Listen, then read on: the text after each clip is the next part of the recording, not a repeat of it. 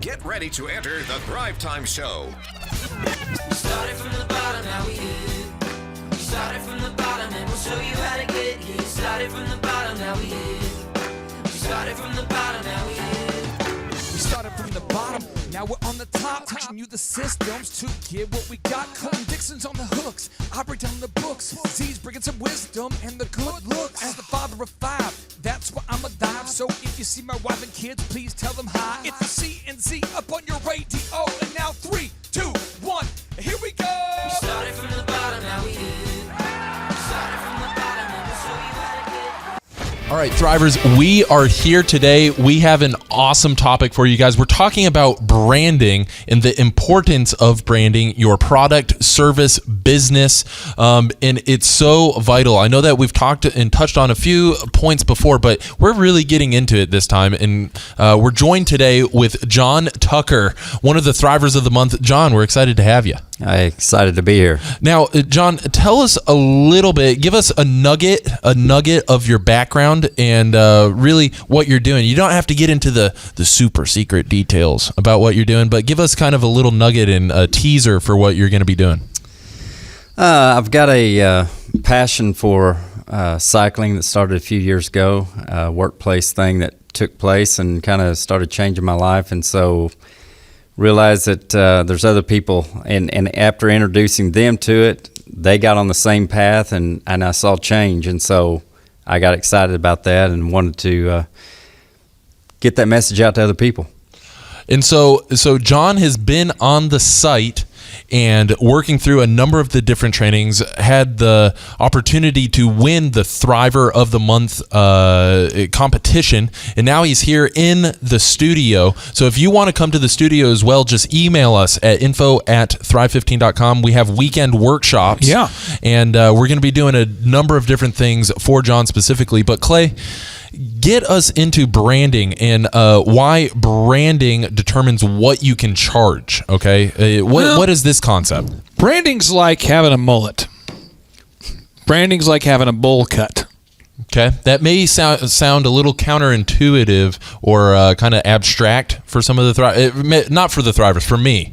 Can you break that down? Yeah, it's a deal where, like, if you were in the early 90s and you had your hair bleached blonde on the tips, the tips were bleached blonde, and you kind of looked like you're a member of Backstreet Boys, that was a cool deal. If you were like in the 80s and you had a bowl cut, you were the man. If you had but over time, things change, and then people are going, why are you the only one still sporting the Billy Ray Cyrus? And if you're sporting the Billy Ray Cyrus, that mullet, let me tell you, two things are going on. Either one, you're the most confident person in the world, and you're making your own style, or two, is you are rocking a haircut style that's it begs the question, what's going on? Like, what's happening?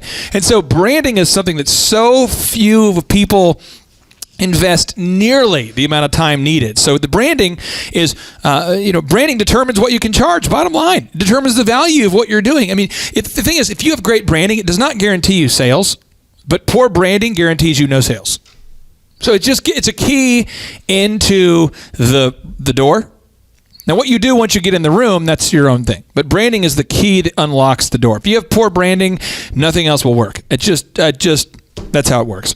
I want to back up what you're saying with a notable quotable here from Elon Musk, okay? He's the founder, he's the CEO, CTO of SpaceX, co-founder and CEO of Tesla, chairman of Solar City. Okay, so Elon Musk, okay, he says the brand is just a perception, and perception will match reality over time. Sometimes it will be ahead, other times it will be behind, but brand is simply a collective impression some have about a product. It's the impression. It's the first impression. It's a lot like if you take a fine young lady on a date, or you take a handsome man on a date, or whatever the thing is.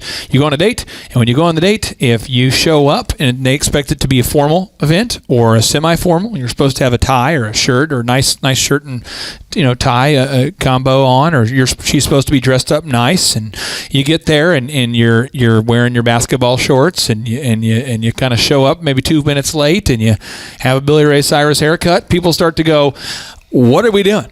I mean, it's just, and then you invite the young lady into your car. You open up the car door. You could be a great guy, but it's just filthy. It doesn't be a great car, but you open up the car and it's just filthy and dirty and there's trash everywhere. It just says things about you that you don't really want to be said. So it's so important that our branding, if anything, it's over-branded. If anything, you want to be over-branded. If anything, you want to struggle to live up to your own hype. You have to have over-branding. And so, I mean, I'm just telling you, over-brand. If I could say one thing to do here, over-brand. If anything, over-brand. And then this is the thing. This is where I am driven by insecurity. People say, what drives me? It's always insecurity. So for me, I love over-branding and then having to deliver. I love that. For some reason, I just love that pressure. I've been doing it long enough. I'm 35. I've been doing this for 20 years. I love the idea of opening up the elephant in the room and saying, it's Tulsa's best men's haircut, period.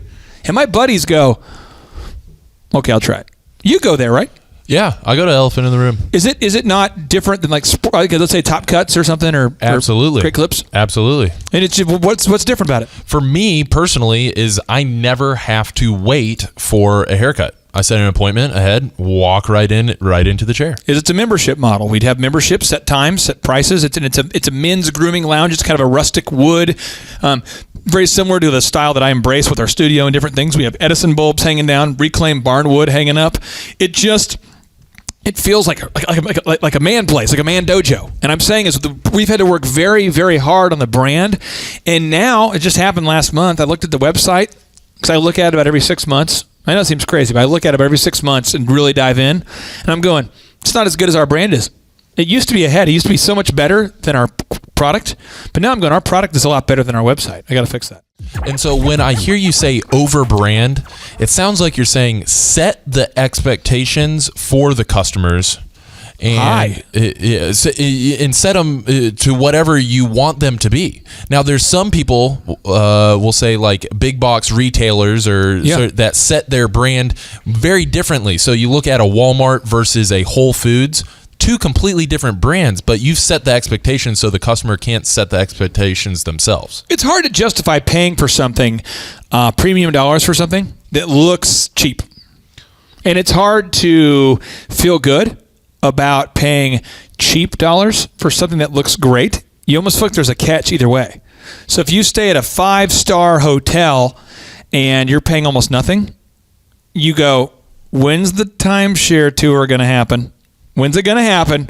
When's it going to? And then they say, all right, ladies and gentlemen, now thank you for coming out to the Yada Yada Resort. We're going to do a timeshare tour today. Thank you for being here. And you're like, I knew it. I knew because it was so cheap. They're going to, right? What's the catch? No such thing as a free lunch. You start to, and then on the other side of it, if something is really, really just looks crappy, you're staying in a motel that just looks gross. It feels gross. And then it's like $127. You're like, I'll just stay in my car. Because you can't, either way, your price has to match your brand. And people, if you don't get that right, so many good people are out there. We have so many good people out there all around the world with great products.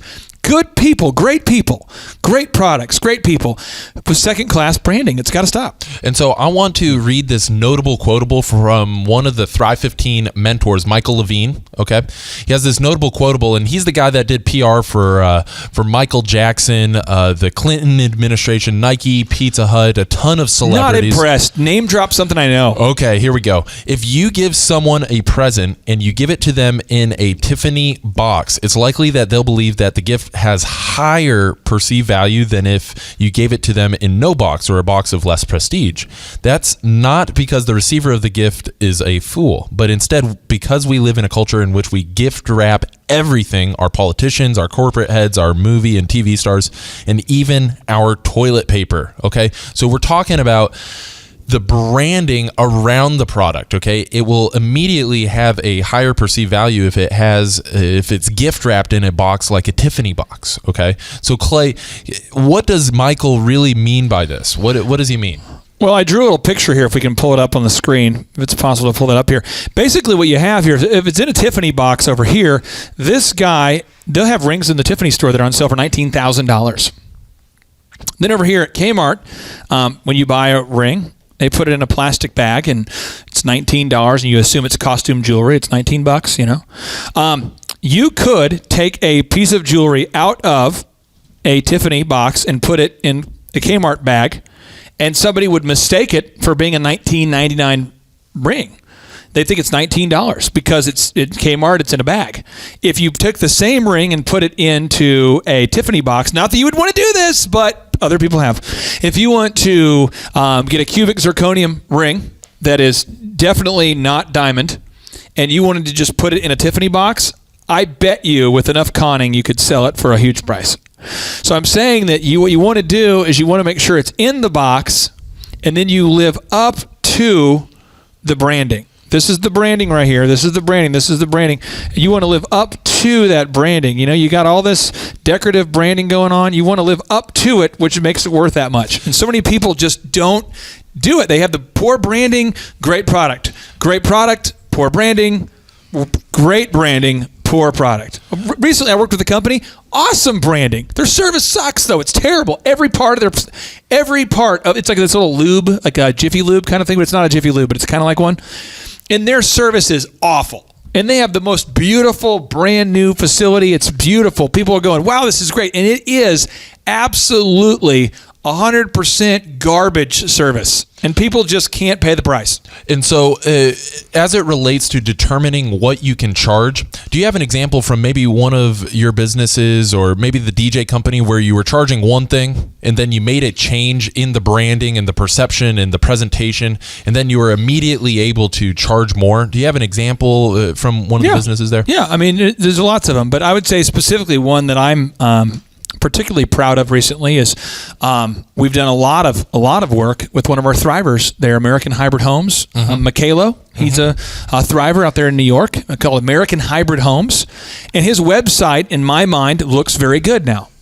And he was a startup, and his website looks very good. His startup looks actually better. His website looks better than the website of a lot of established brands.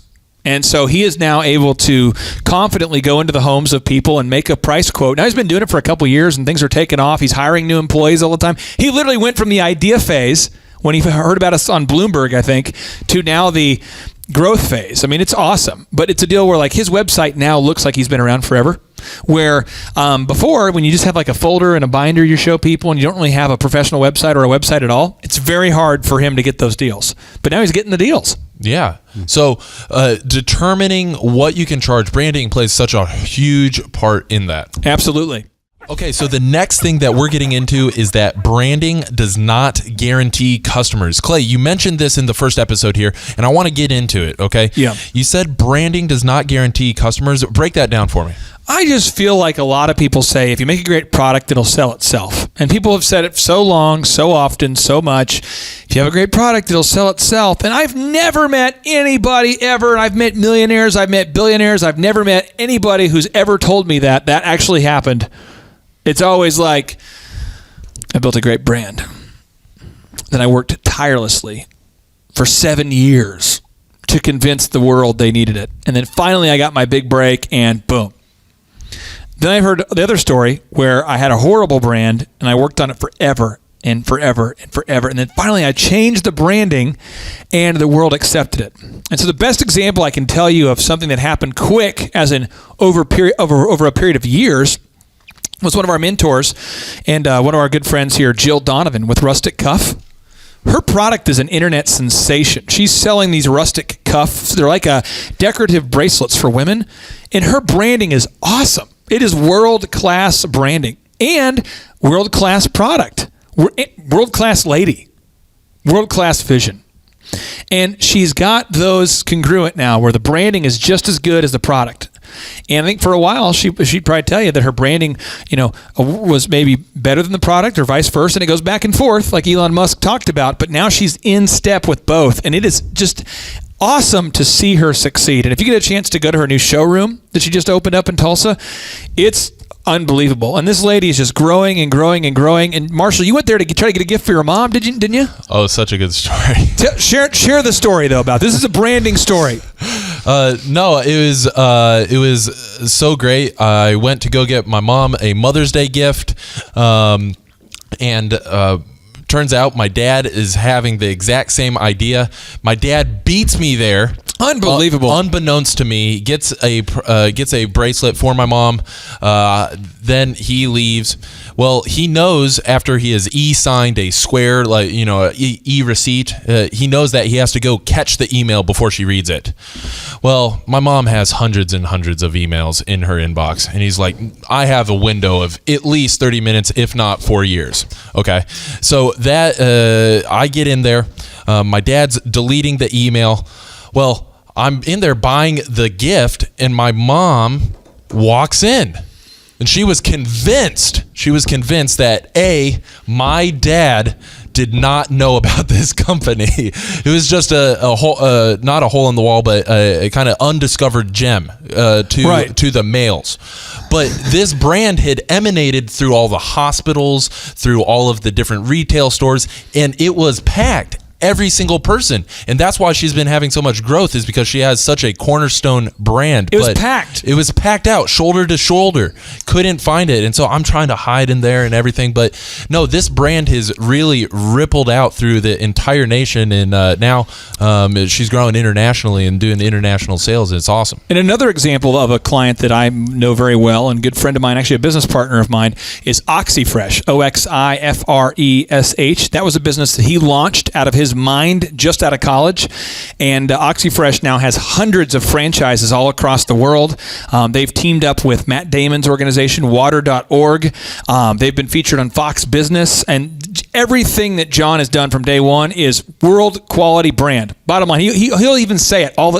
If you're around him for a couple days, you're going to hear him say it at least once or twice. He's the brand comes first.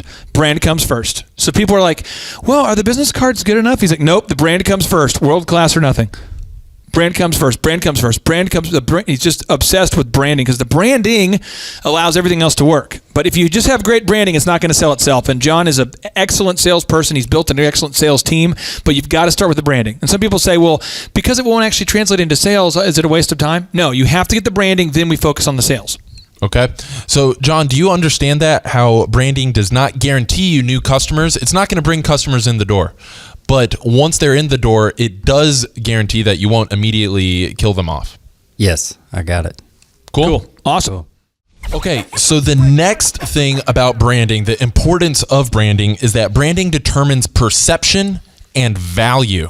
Perception and value, Clay. Can you tell me, what does that really mean? The perception, we heard the Elon Musk quote. What is this point talking about? Cheesecake Factory. I've not been there recently. Have you ever been to the Cheesecake Factory? I have not. Really? Well, they sell slices of cheesecake at massive prices. If you go to Godiva, they sell unbelievably expensive chocolate. And guess what both of them have? Way over the top, crazy awesome branding. What allows them to sell it? Is the product good? Yes. Is the branding better? I would argue the branding's better than the product for both of those. I literally would argue that the branding is better than the product, as good as the products are. It just creates that expectation that, hey, it's okay to spend $7 on a piece of cheesecake because the atmosphere, the branding, the decor, on a subconscious level. This was so hard for me as a consultant. I didn't get it because it's a subconscious thing, but I nailed it as a consultant. And once I figured this out, it changed the game. I was meeting with brides and grooms, and I used to not wear a tie, and I used to wear a blue shirt. It was a dress shirt, blue dress shirt. I didn't wear a tie. And I did not have any intentional reason for anything in my office. I had a picture that I liked from college. I had a picture that I liked of a music artist. I had pictures of things I liked. Started deep diving into branding, really talking to some mentors about branding. And it was pointed out to me that if I wanted to triple my prices, I needed to be intentional about building a brand that brides-to-be would love. So I went out and bought a desk that was very ornate, very detailed, it looked like something you'd find at a wedding venue. I changed the music overhead to match the whole Michael Bublé He was just coming onto the scene at that time. Harry Connick Jr., Frank Sinatra, the Rat Pack. I made that atmosphere. I put images up that were from that women would like of wedding-related images, and I put that all up there. I put the 1955 classic chrome-plated Elvis microphone in every one of our systems. This microphone replaced the handheld mics in every DJ system. I went out and bought one of these for every system, like 6 different mics. I bought linens to put on the tables that we set up our DJ systems on. Instead of just putting it on a plastic table, we used to have a plastic white table. I bought linens. I changed our business cards to make them solid. I went in and made our website. I increased the look of the website. And when it was all said and done, I literally tripled sales doing the same activities. The same activities. I was doing the same. I didn't change anything about how I marketed at all. I just did everything better because of my branding. It tripled. That was within like a year, you know. So branding affects the perception, the immediate, how do you perceive something? What precedes the actual product? Oh, they walk in and go, oh, you must be successful. That's what they're thinking subconsciously. Oh, okay, well, I will buy your book then. Oh, you must be successful. I mean, you look like you know what you're doing. I guess I will buy your book. If it's like, you look like life is stressful. You look like you're in the toilet of life. I don't know that I want to buy your book. You look like your office just smells like cat pee. I don't know whether I want to buy from you. I mean, you don't want to. You have to look successful. Some people call it fake it before you make it. That's pretty accurate. You want to really make sure you portray the image that you want to have before you have it. And so we're going to get into the elements of branding in the next episode. So make sure that you stay tuned for that. But the perception is basically what is creating the decisions and the value in the customer's mind before they even interact with you or they buy the product. Before they get to that point, they are immediately, whether they step in the front door, whether they go to the website, whatever they're interacting with, they're making decisions and evaluations based on that. Anything that their senses, we talk about the senses, you have the sight, smell, all these different, anything that the customer sees, feels, experiences related to your product has to be first class. If you're going to make a print piece, make it great. If not, don't make it. If you're going to have a website, make it great. If not, it'd be better to not have a website than to have a third-class website. I mean, everything just needs to be awesome if you're going to have any success in the world of business. Does that make sense, John? Do you have any questions about the perception and value that branding creates? I think I get it. My father was a really good guy that could give you a perceived value on something way above what you thought it was worth. Yeah. he had a knack for that. Is your dad like selling you like a log as a Christmas gift? Exactly. He's like, son, there's so much you can do with the log. It's big, it's heavy, it's wood. You can, He's trying. Was your dad a sales guy? Well, yes and no. I mean, he was a self-made entrepreneur. I mean, really? Yeah, he was known as a landman at one time, and people came to him and he'd buy a piece of land, and everybody's like, "Why'd you buy that?" And the next thing you know, he'd sell 6 months later, he was tripling his money, and they were like, "Wow, I need to do that." Unbelievable! Your dad had that vision. That's awesome. He did. Okay, so branding, hugely important for creating the perceived value, the perception and value for your product, business, or service, okay? Okay, so the last thing that we're going to talk about in terms of the importance of branding are the different elements, the different things that contribute to your brand. This is huge, okay, because there's some things that a lot of business owners don't think about. I know that all the thrivers, they've thought about this, but I know that there's some non-thrivers that maybe haven't thought about it. Yeah. Okay, so Clay, begin walking me through the different elements of branding and what's contributed to that. You have 6 of them, and I'm going to move pretty quick on these, but there's 6 powerful ones. Okay. One is it smells. How does your product smell? If you're selling a book, are you kidding me? One thing you can do, magazines do it, they put perfume samples in the magazine. Guess what? That'll add value to the magazine. In your office, it needs to smell good. Elephant in the room, we have man candles where these candles, you burn them and it smells like pinion wood or it smells like meat or whatever.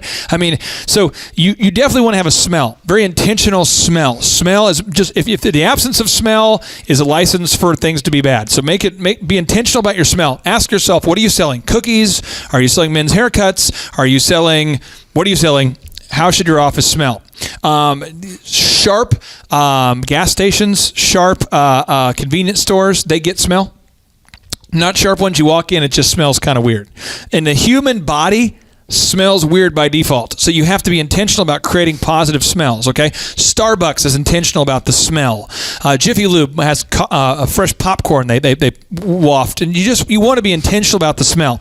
Now, the second thing is decor. That's the imagery around you. On our Thrive15.com studio, why do we have so much images in our headquarters, in our studio, in every aspect? Because when you're surrounded by the thoughts of great people, great women, great men, positive things, it begins to change your thinking. It begins to change and influence your behavior. So in our office, I have Phil Pressey's jersey up here. Why? Well, Phil is 5'10", and he's in the NBA. He's a friend of ours. I mean, it's pretty cool to be 5'10" and make it to the NBA. He's a grinder. His father coaches for the Lakers. He was a grinder too. It's awesome. So I put him up here because he's the grinder. He's the kind of the heart of he's kind of like a mascot for us almost. I mean, it's that sort of decor that sets the tone. So if you own a men's grooming lounge, think about what do men want. In this case, Barnwood works really well for our clients. If you have a women's wedding-focused business, what kind of decor do women want? For your book, maybe think about the decor in the background if you're recording podcasts or video broadcasts or the letterhead you send out. Anything the customer sees, you just want to make sure what they see visually that it ties into your brand. And so, Thrivers, if you are looking for examples on what to put up in your office or surround yourself with these powerful, notable quotables, maybe you've seen them in the newsletter, these different quotables, if you email us at info@thrive15.com, we will send you some of the downloadable, notable quotables so that they can post them, print them, and put them up in the office. We have a lot of Thrivers who've begun to print these notable quotables and put them in their office to encourage themselves. We have 16 by 20 sized print notable quotables you can download for free, and we'll send those to you. And a lot of people print them and encourage themselves. I mean, that's a huge thing. It sets the tone. The third is music. If you have a restaurant and it's fine dining, you probably want to lower beats per minute, so it's more of a regal atmosphere. If you have like a Fridays restaurant or Elephant in the Room, that's our place, we want kind of that kind of tempo because we want to have that speed. We want you to not be there for 2 hours while you get your hair cut. We want to create kind of a relaxed atmosphere, but we want to go at a decent pace.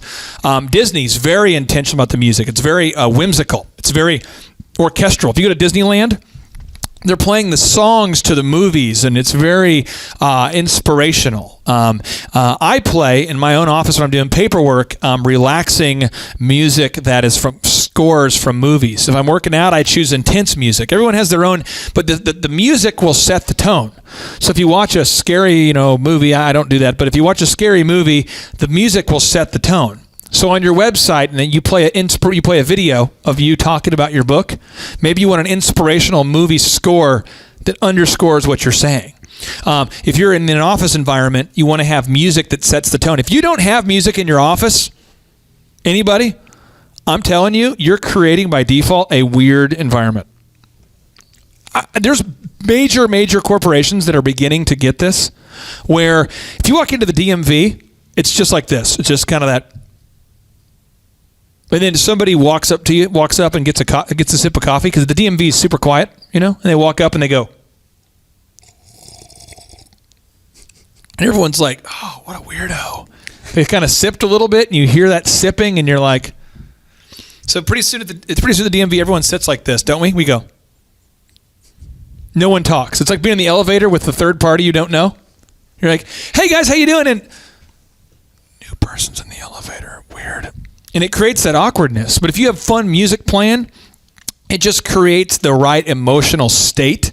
Daniel Goleman wrote a fascinating book, Goleman, Daniel Goleman, on the emotional state, emotional intelligence. It's so important to understand that emotionally, we're dealing with creatures here. We're not dealing with like robots. We're dealing with humans who have emotions. And you have to make sure that you create the right emotional state for buying, something that's conducive. Fourth is the print materials. If you're going to have a business card, a print piece, the book cover, your one sheet, your menu, your pricing options, it has to be first class. The people that work with you, number 5. Anyone who represents you, this is going to be huge for somebody. Anybody who works for you represents you. That is just not fair. So just give an example. Marshall works with me and therefore Marshall represents me. I represent him. People say, why do you have everyone wear a shirt and tie? Because I want in my office, if you interact with anyone on my team, I want to set the standard of what I want our team to look like. Someone says, well, in your office, there's one guy you don't make him wear a tie. Why? Because he's awesome in every area all the time, and he's earned that right. I know he's going to dress sharp without a tie. A lot of people just dress awful if you don't mandate a uniform, right? So in your business, think about your uniform, or you as a speaker maybe, or a writer. I know 4 different speakers I can think of off the top of my head who dress a certain way on purpose.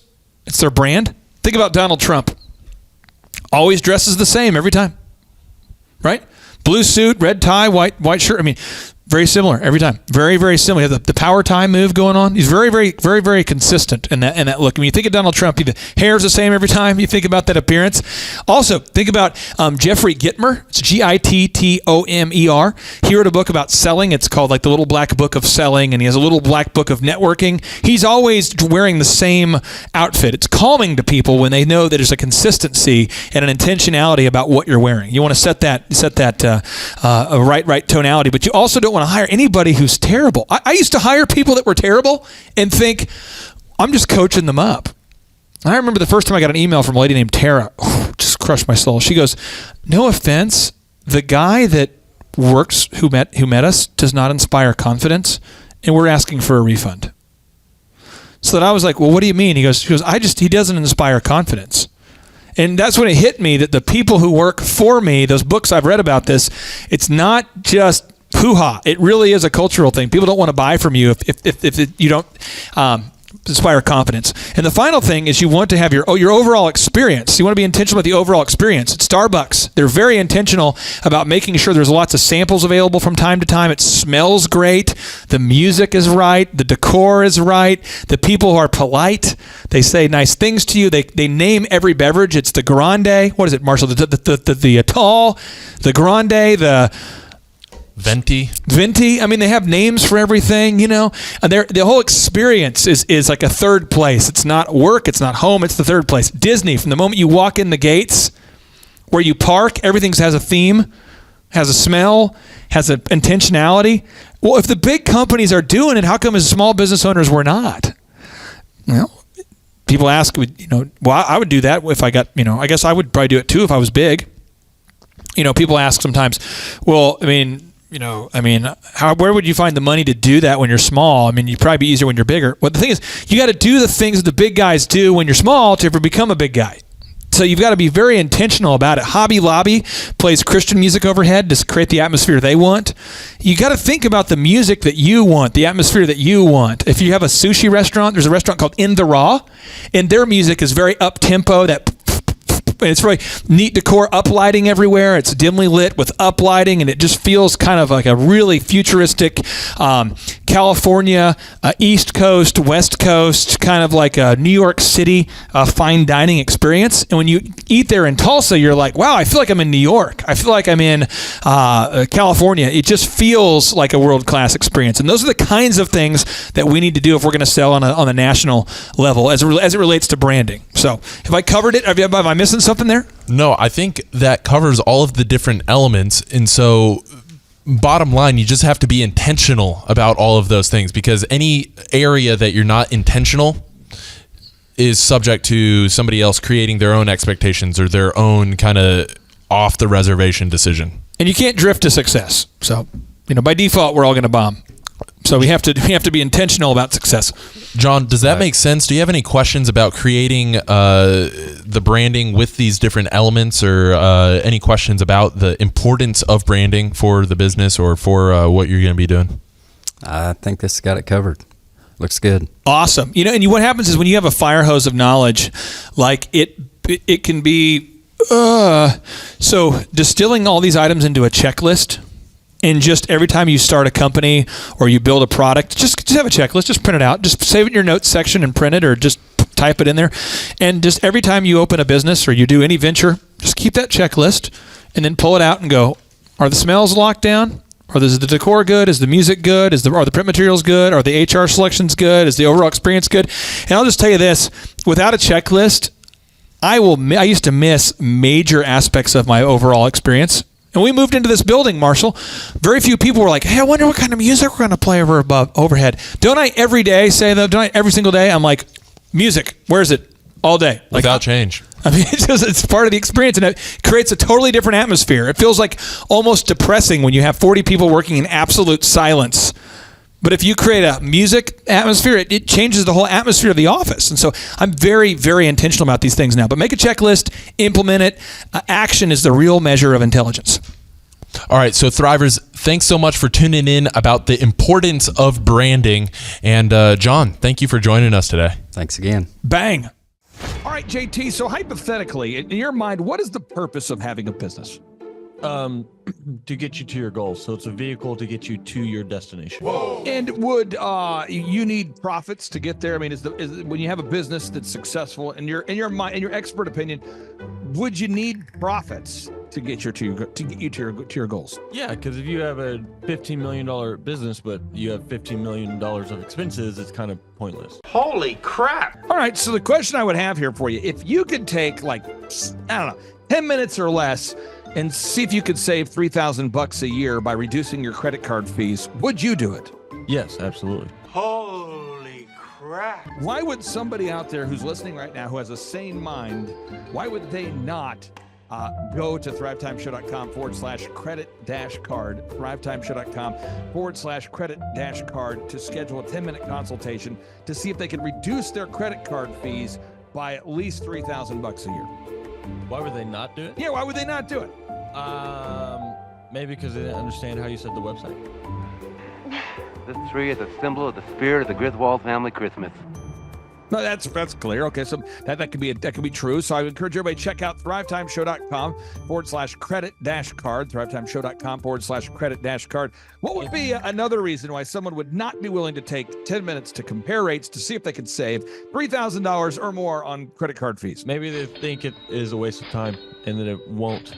It's not possible. If there's somebody out there that's making more than $3,000 every 10 minutes and they're like, nah, that's not worth my time. We getting there, right money. We getting there, right money. There's probably someone out there Okay. that would think that. Well, I'll just tell you, folks, if you're out there today and you're making less than $3,000 per 10 minutes, I would highly recommend that you go to thrivetimeshow.com/credit-card because you can compare rates, you can save money. And, the big goal, in my opinion, of building a business is to create time freedom and financial freedom. And in order to do that, you have to maximize your profits. Holy crap! Now, one way to maximize your profits is to increase your revenue. Another way to do it is to decrease your expenses. It's a profit deal. It takes the pressure off. JT, is there any other reason why somebody would not be willing to take 10 minutes to compare rates to see if they could save a total of $3,000 a year on average? I am at a loss and I cannot think of any other. Shampoo is better. I go on first and clean the hair. Conditioner is better. I leave the hair silky and smooth. Oh, really, fool? Really? Stop looking at me, Swan. Well, let me tell you a good story here real quick here. I actually, years ago, compared rates with this company here called IPS. It's Integrated Payment Services. And I scheduled a consultation. I don't know that I was skeptical. I just thought, whatever, I'll take 10 minutes. I'll compare rates. I can't tell. You can tell me I'm a doctor. No, I mean, I'm just not sure. Or can't you take a guess? Well, not for another 2 hours. You can't take a guess for another 2 hours? And in my case, my particular case, I save over $20,000 a year. Holy crap! Wow. Which is, like groceries when my wife goes to the organic stores. Find everything you need today? Yeah. Great, okay. Oh, God. No. Everything okay, ma'am? It's just that you've only scanned a few items and it's already $60. I'm so scared. Okay, I'm a trained professional, ma'am. I've scanned a lot of groceries. I need you to stay with me. It's just that my in-laws are in town and they want a charcuterie board. Well, this isn't gonna be easy, so I need you to be brave, all right? What's your name? Patricia. Trisha, all right. I need you to take a deep breath. We're about to do the cheese. You know, that's the difference between eating organic and not organic. So because my wife eats organic, I had to take the 10 minutes needed to compare rates to save the $20,000 a year on credit card fees just for one of my companies. One question, what's the brand name of the clock? The brand name of the clock, Rod. Do we have name of the clock? It's an elegant from Ridgeway. It's from Ridgeway. Let's buy the clock and sell the fireplace. So I encourage everybody out there, go to thrivetimeshow.com/credit-card. You schedule a free consultation, request information. A member of our team will call you. They'll schedule a free consultation. It should take you 10 minutes or less. And then they're going to compare rates and see if they can't save you more than $3,000 a year off of your credit card processing. You were hoping what? I wouldn't owe you money at the end of the day. No, you don't owe us money. Because at the end of the day, the goal of a business is to create time freedom and financial freedom. And in order to do that, you need to create additional profits.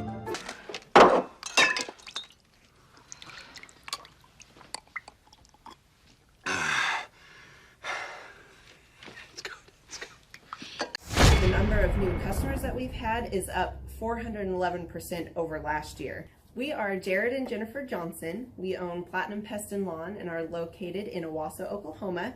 And we have been working with Thrive for business coaching for almost a year now. Yeah. So what we want to do is we want to share some wins with you guys that we've had by working with Thrive. First of all, we're on the top page of Google now. Okay. I just want to let you know what type of accomplishment this is. Our competition, Orkin, Terminex, they're both $1.3 billion companies. They both have 2,000 to 3,000 pages of content attached to their website. So to basically go from virtually non-existent on Google to up on the top page is really saying something. But that's come by being diligent to the systems that Thrive has, by being consistent and diligent on doing podcasts and staying on top of those podcasts to really help with getting up on with their listing and ranking there with Google. And also we've been trying to get Google reviews, asking our customers for reviews. And now we're the highest rated and most reviewed pest and lawn company in the Tulsa area. And that's really helped with our conversion rate. And the number of new customers that we've had is up 411% over last year. Wait, say that again.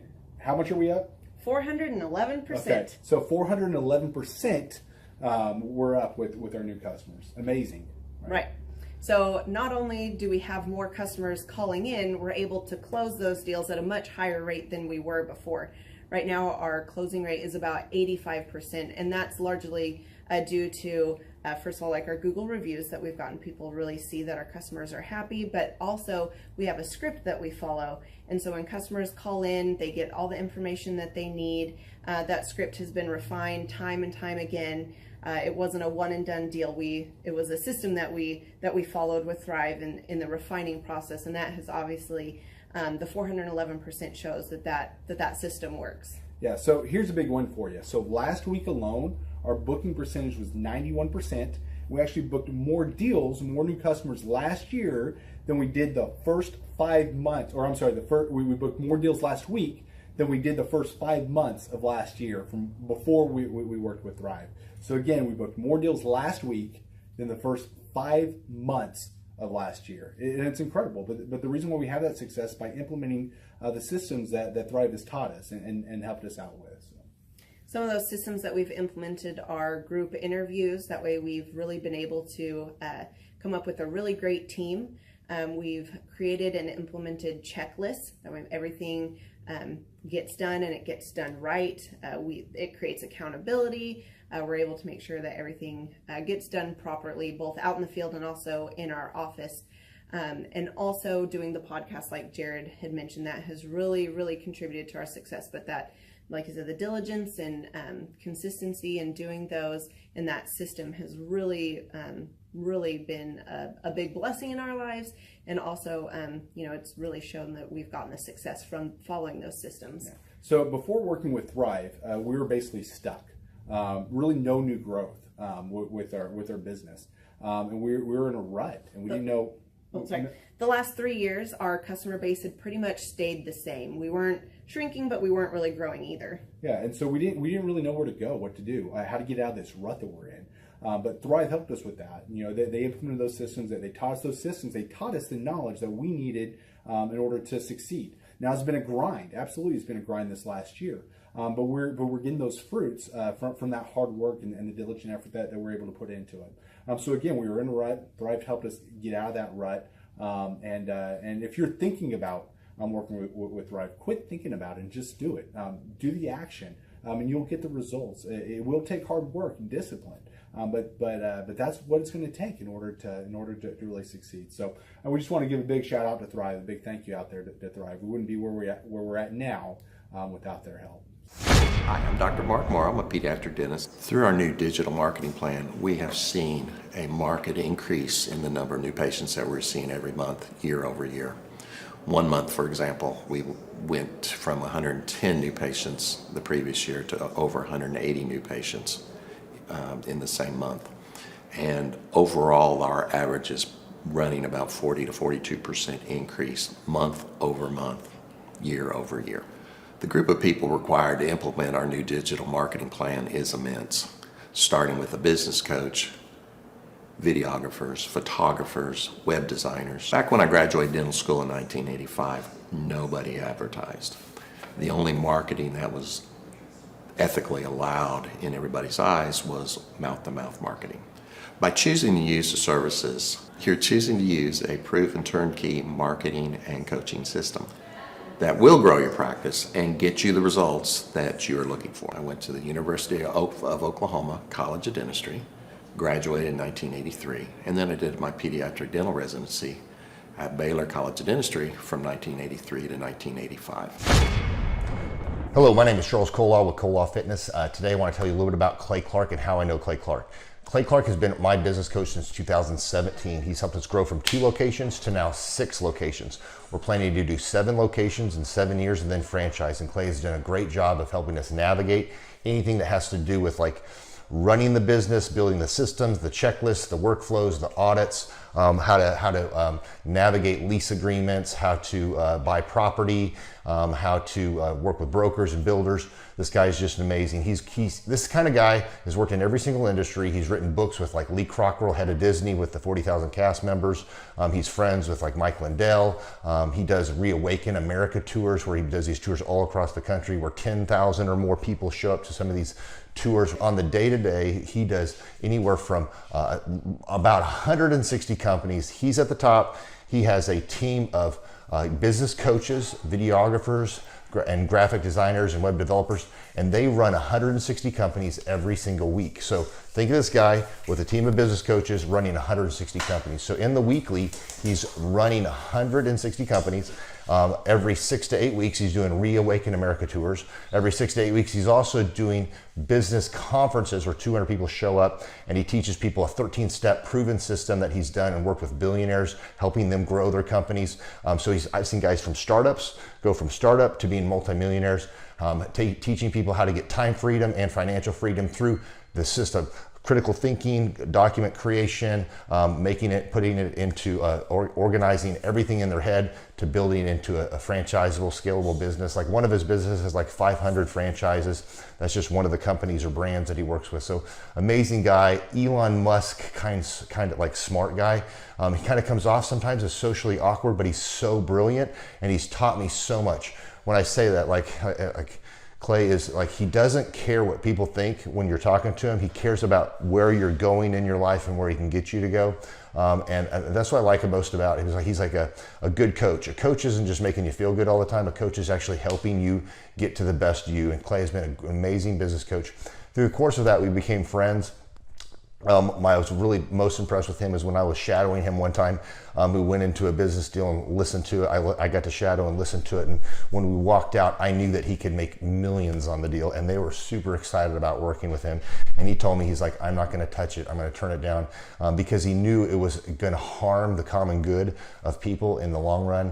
And the guy's integrity just really wowed me. It brought tears to my eyes to see that this guy, his highest desire was to do what's right And anyways, just an amazing man. So anyways, impacted me a lot. He's helped navigate anytime I've got nervous or worried about how to run the company, or navigating competition and an economy that's like, I remember we got closed down for 3 months. He helped us navigate on how to stay open, how to get back open, how to just survive through all the COVID shutdowns, lockdowns. I'm Rachel with Tip Top Canine, and we just want to give a huge thank you to Clay and Vanessa Clark. Hey guys, I'm Ryan with Tip Top Canine. Just want to say a big thank you to Thrive 15. Thank you to Make Your Life Epic. We love you guys, we appreciate you, and really just appreciate how far you've taken us. This is our old house, right? This is where we used to live a few years ago. This is our old neighborhood. See, it's nice, right? So this is my old van and our old school marketing, and this is our old team. And by team, I mean it's me and another guy. This is our new house with our new neighborhood. This is our new van with our new marketing, and this is our new team. We went from 4 to 14, and I took this beautiful photo.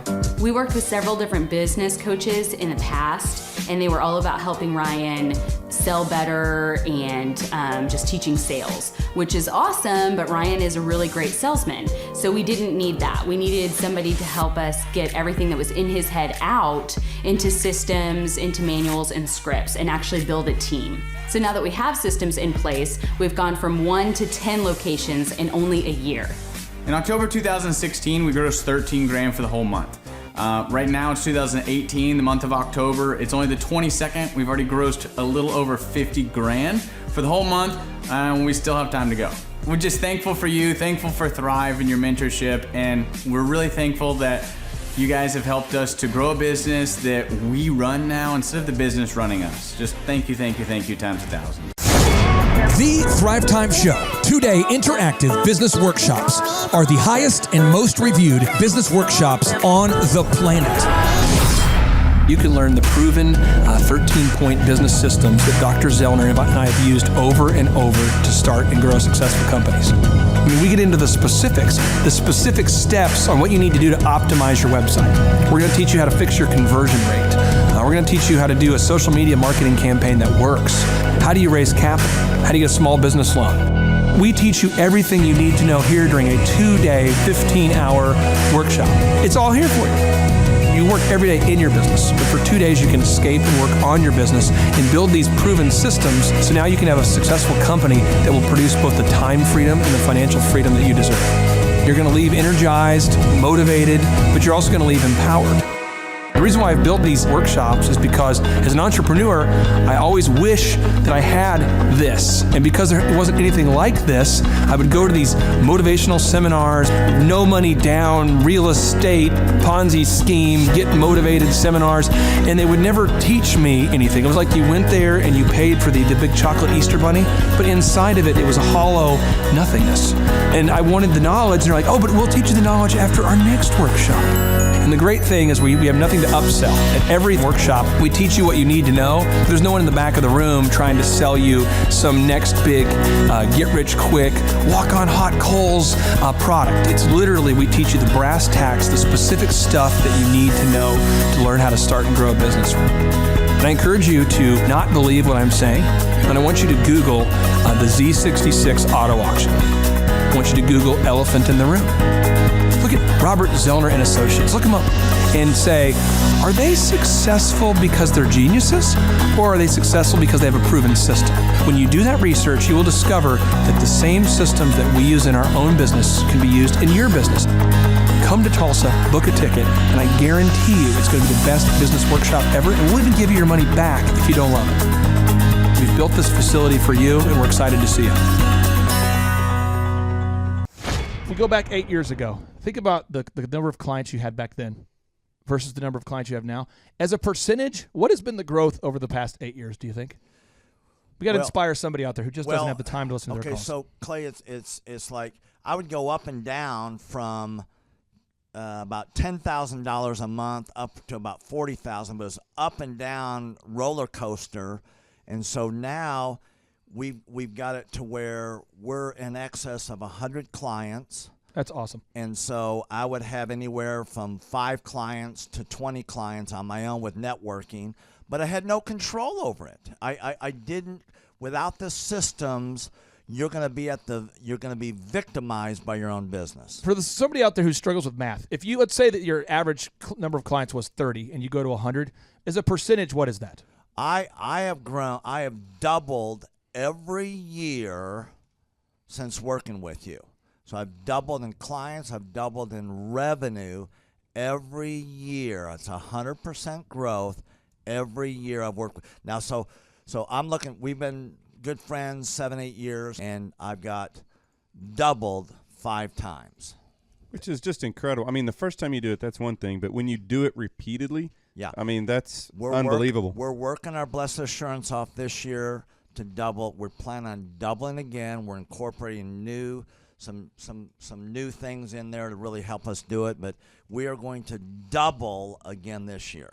I started coaching, but it would go up and down, Clay. That's when I came to you, as I was going up and down, and I wanted to go up and up instead of up and down. And so that's when it needed a system. So creating a system is you have nailed down specific steps that you're going to take no matter how you feel, no matter the results. You lean into them and you do them regardless of what's happening. You lean into them, and it will give you X number of leads. You follow up with those leads, turns into sales. Well, I tell you, it's if you don't have a script and you don't have a system, then every day is a whole new creation. You're creating a lot of energy just to figure out what are you going to do. Right. And the best executives, Peter Drucker is a father of modern management. He said the most effective executives make one decision a year. What you do is you make a decision, what is your system, and then you work like the Dickens to make sure you follow that system. And so that's really what it's all about. So with a script here, we have a brand new gal that just came in working for us. She nailed down the script, and she's been nailing down appointments. Usually we try to get one appointment for every 100 calls. We make 200 to 300 calls a day per rep. Right. And she's been nailing down 5 and 8 appointments a day. Somebody out there is having a hard time. That script. So she's making how many calls a day? She's making between 200 and 300 calls a day. Whoa. And our relationship is weird in that we do. If someone were to buy an Apple computer today, yeah, and or let's say you bought a personal computer, a PC, the computer is made by, let's say, Dell, but then the software in the computer would be Microsoft, let's say, or Adobe or whatever that is. So I basically make the systems, and you're like the computer and I'm like the software. It's kind of how I would describe our relationship. Yeah. Tim, I want to ask you this. You and I reconnected. I think it was in the year 2000 and what was it? Maybe 2010. Is that right? 2011, maybe, or no, maybe further down the road. Maybe 2013. 2012. Okay, so 2012, and at that time I was 5 years removed from the DJ business, and you were how many years removed from tax and accounting software? It was about 10, 11 years. We met. How did we re-meet? What was the first interaction? There was some interaction where you and I first connected. I just remember that somehow you and I went to Hideaway Pizza. But do you remember when we first reconnected? Yeah. Well, we had that speaking thing that. There it was. So it was Victory Christian Center. I was speaking there. My name is Robert Redmond. I actually first met Clay almost 3 years ago to the day. I don't know if he remembers it or not, but I wasn't working with him at the time. I asked to see him and just ask him some questions to help, direct my life, to get some mentorship. But I've been working with Clay for now just over a year. The role I play here is a business coach, business consultant. I work with different businesses implementing best practice processes and systems that I have learned here by working with Clay. And the experience working here has, to put it real plainly, has been just life-changing. I have not only learned new things and have gained new knowledge, but I have gained a whole new mindset that I believe wherever I end up will serve me well throughout the rest of my life. Since working with Clay, I have learned so much. I mean, I would like to say almost everything about business in terms of the different categories. I haven't learned it all, but I've learned all about marketing. I've learned about advertising. I've learned about branding. I've learned how to create a sales process for organizations in any industry. I've learned how to sell. I've learned how to create repeatable systems and processes and hold people accountable. You know, how to hire people. It's almost like every aspect of a business you can learn. I have learned a lot in those different categories. And then, again, the mindset that I've gained here has been huge. You know, working here, you can't be a mediocre person. You are a call to a higher standard of excellence. And then as you're called to that standard here, you begin to see those outcomes in every area of your life. That standard of excellence that you want to implement no matter what you're involved in. I would like to describe the other people that work with Clay are people that are going somewhere with their life. Marshall in the group interview talks about how you know, the best fits for this organization are the people that are goal-oriented. So they're on their own trajectory, and we're on our own trajectory. And the best fits are those people where there can be a mutually beneficial relationship, that as we pursue our goals and we help the business pursue those goals, the business helps us pursue our goals as well. And so I'd say people that are driven, people that want to make something of their lives, people that are goal-oriented, they're focused, and they're committed to overcoming any adversity that may come their way. Clay's passion for helping business owners grow their businesses it's unique in that I don't know if there's anyone else that can be as passionate. You know, whenever a business starts working with Clay, it's almost as like Clay is running that business in the sense that he has something at stake. You know, he's just serving them. They're one of his clients, but it's as if he is actively involved in the business. Whenever they have a win, he's posting it all over his social media. He's shouting it across the room here at Thrive.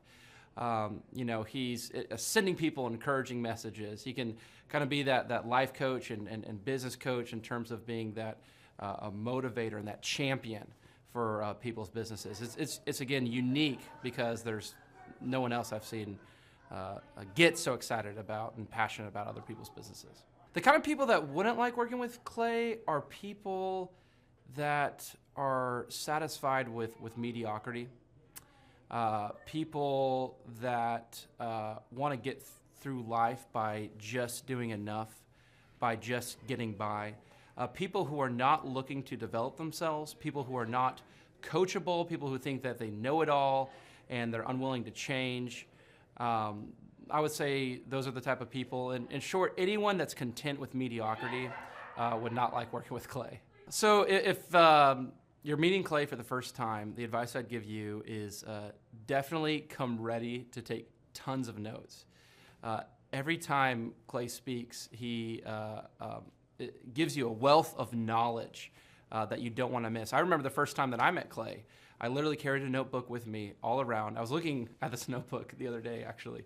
I carried a notebook with me all around, and I just took tons of notes. I filled the entire notebook in about 3 or 4 months, just from being around Clay, following him, and learning from him. And then I would say, come coachable. Be open to learning something new. Be open to challenging yourself. Be open to learning and adjusting parts about you that need to be adjusted.